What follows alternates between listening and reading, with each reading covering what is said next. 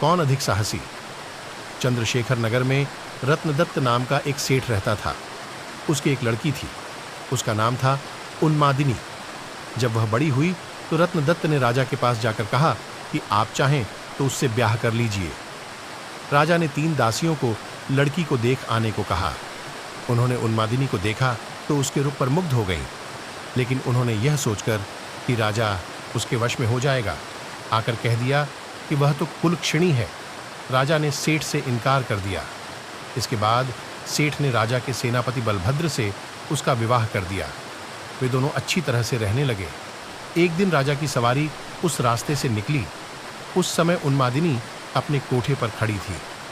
राजा की उस पर निगाह पड़ी तो वह उस पर मोहित हो गया। उसने पता लगाया, मालूम हुआ कि वह सेठ की लड़की है। राजा ने सोचा कि हो न हो, जिन दासियों को मैंने देखने भेजा था उन्होंने छल किया है। राजा ने उन्हें बुलाया तो उन्होंने आकर सारी बात सच सच कह दी।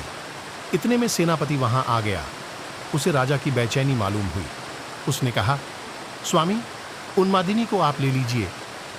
राजा ने गुस्सा होकर कहा, क्या मैं अधर्मी हूं जो पराई स्त्री को ले लूं?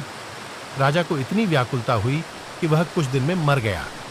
सेनापति ने अपने गुरु को सब हाल सुनाकर पूछा कि अब मैं क्या करूं?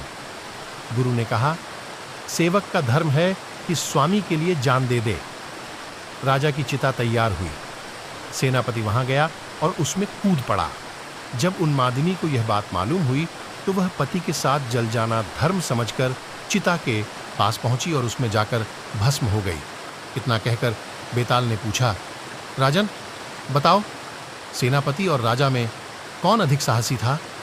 राजा ने कहा, राजा अधिक साहसी था, क्योंकि उसने राजधर्म पर दृढ़ रहने के लिए उन्मादिनी को उसके पति के कहने पर भी स्वीकार नहीं किया और अपने प्राणों को त्याग दिया।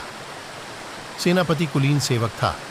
अपने स्वामी की भलाई में उसका प्राण देना अचरज की बात नहीं। असली काम तो राजा ने किया कि प्राण छोड़कर भी राजधर्म नहीं छोड़ा। राजा का यह उत्तर सुनकर बेताल फिर पेड़ पर जा लटका।